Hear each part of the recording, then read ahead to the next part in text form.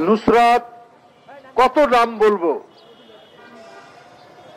নির্যাতিত হয়েছেন, গণনির্যাতনের শিকার হয়েছেন, হত্যার শিকার হয়েছেন, বাসের মধ্যে নিপীড়িত হয়েছে রূপা। কারণ একটি জঙ্গলি সরকার ক্ষমতায় থাকলে সমাজের মধ্যে জঙ্গলের রাজত্ব কায়েম থাকে। শেখ হাসিনা সেই ভয়ঙ্কর আদিম অরণ্যের রাজত্ব কায়েম করেছিল। কিন্তু বর্তমান এক রক্তক্ষয়ী মহা বিপ্লবের মধ্যে দিয়ে জুলাই আগস্টের বিপ্লব সম্পন্ন হয়েছে। এখন কেন সমাজের মধ্যে অস্থিরতা থাকবে? এখন একটি কথা বেরিয়েছে, আপনারা জানেন। এ ভাই চুপ করেন না আপনারা। মব কালচার, এই মব কালচার তৈরি হলো কেন? আজকে অন্তর্বর্তীকালীন সরকার তো সকল গণতন্ত্রকামী রাজনৈতিক দলের সমর্থিত সরকার। এই মব কালচারে আজকে কত যে সমাজের মধ্যে নিপীড়ন নির্যাতন হচ্ছে তার কোনো ইয়াত্তা নাই। কত নারী এবং কন্যা শিশু নিপীড়িত হচ্ছে,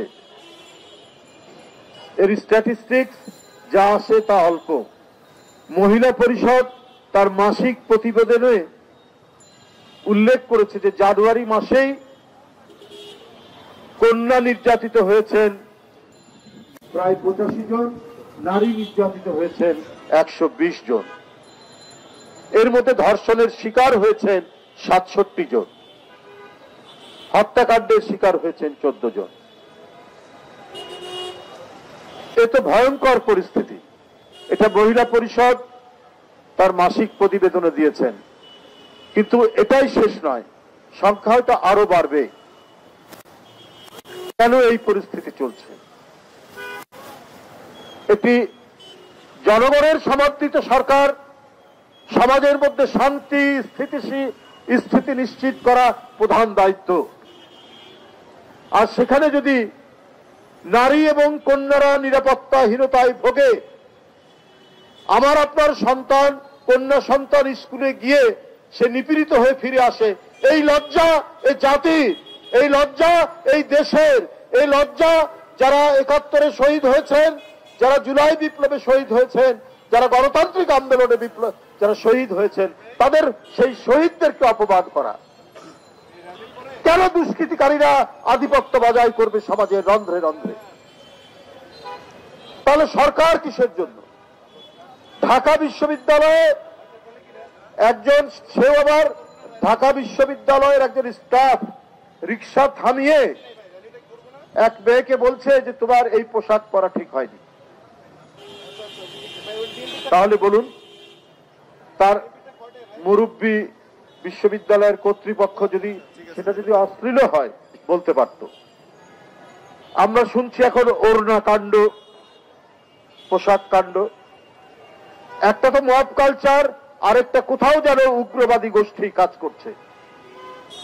বন্ধুরা, পুরুষ এবং মেয়ে আমরা হলাম মানব সম্প্রদায়। যিনি প্রথম ইসলামে দীক্ষিত হয়েছেন তিনি তো একজন মহিলা, বিবি খাদিজা রাদিয়াল্লাহু আনহা। তাহলে নিজেকে কেমন করে চলতে হবে, সন্তানকে কিভাবে মানুষ করতে হবে, এই ইনস্টিটিউশন তো হচ্ছে মা, আর মা তো একজন নারী। বাবা সত্য কথা বলিস, মিথ্যা বলিস না, শিক্ষকদেরকে সম্মান করিস, মুরব্বীদেরকে সম্মান করিস, এটা কে শেখায়? প্রথমে সেটা শেখায় মা। তাহলে নারী স্বাধীনতায় নারীকে কিভাবে চলতে হবে সেইটা পুরুষরা যদি প্রতিদিন বাতলিয়ে দেয়, তাহলে তো আমি নারী, যে আমার মা, যে আমার বোন, যে নারী একজন আমার স্ত্রী, আমি তো তার স্বাধীনতায়, আমি তো তার চলাফেরায়, আমি তো তার চিন্তায়, আমি তার লেখাপড়ায়, তার মূল্যবোধ, আমি সেটাকে হস্তক্ষেপ করছি। সে কিভাবে চলবে সেই স্বাধীনতা তো তাকে দিতে হবে।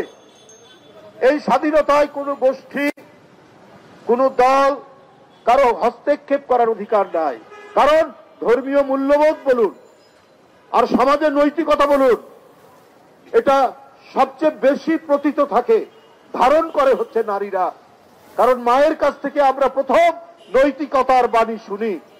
তো সুতরাং সেই নারীকে যদি আমরা খোয়ারের মধ্যে আবদ্ধ রাখি, সেই নারীকে যদি আমরা বন্দিশালায় রাখি, আজকের উন্নতির যুগে, আজকে অগ্রগতির যুগে যখন মানবাত্মার বিকাশের পথ, সেইখানে এই বন্দি করে রাখার কোনো মানে হয় না।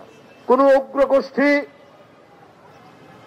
যদি তার প্রেসক্রিপশন অনুযায়ী চলাতে চায়, তাহলে আপনার সমাজ অগ্রগতি লাভ করবে না, সমাজ এগিয়ে যাবে না।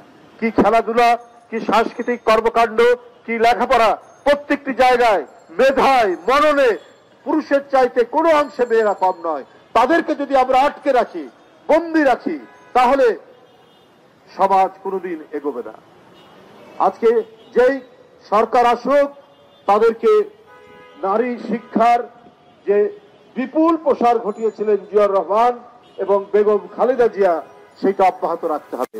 যার অঙ্গীকার রয়েছে আমাদের ভারপ্রাপ্ত চেয়ারম্যান তারেক রহমানের, তার বক্তব্যের মধ্যে দিয়ে, তার 31 দফায় তার চিন্তা, নারীদের অগ্রগতি নিয়ে তার যে চিন্তার প্রতিফলন আমরা দেখি, সেটা বাস্তবায়নের মধ্যে দিয়ে।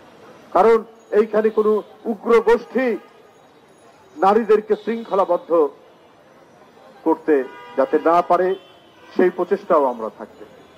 কারণ বাংলাদেশ জাতীয়তাবাদী দল, যে দল ধর্মীয় মূল্যবোধ প্রতিষ্ঠা করেছে, যে দল সংবিধানে আল্লাহর নাম সংযোজন করেছে, যে দল, যে নেতারা নারী শিক্ষার প্রসার ঘটিয়েছে, সেই দল রাষ্ট্র ক্ষমতায় আসলে নারীর উন্নতি এবং অগ্রগতিতে সবচাইতে বেশি অবদান রাখবে।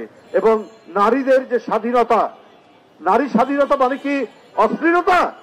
নারী স্বাধীনতা মানে হচ্ছে তার এগিয়ে যাওয়া, তার চিন্তার স্বাধীনতা, তার লেখাপড়ার অধিকার, তার মানুষ হিসাবে গড়ে ওঠার অধিকার। এটাই তো নারী স্বাধীনতা। সেইখানে যেন কেউ এটাকে আটকাতে না পারে। আমি আজকে আন্তর্জাতিক নারী দিবসে নারীদের সকল প্রকার অগ্রগতির এবং সাফল্য কামনা করে আমি আমার বক্তব্য এখানেই শেষ করছি। খোদা হাফেজ। বাংলাদেশ জিন্দাবাদ।